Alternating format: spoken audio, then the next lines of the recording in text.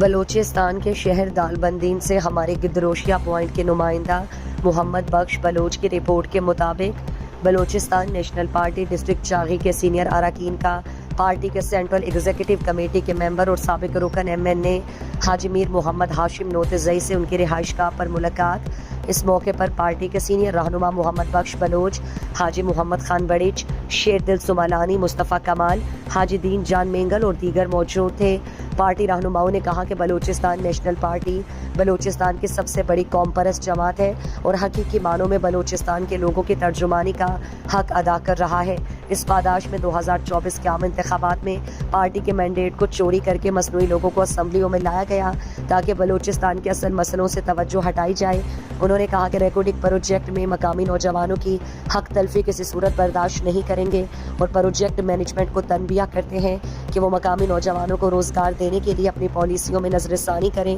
انہوں نے کہا کہ ضلع چاغی کے لوگوں کا ذریعہ معاش بارڈر کے کاروبار پر منحصر ہے، مگر سرحدی علاقوں کے لوگوں کے لیے کاروبار کے یہ دروازے بھی بند کر دیے گئے، جس سے لوگوں کا معاشی قتل عام ہو رہا ہے۔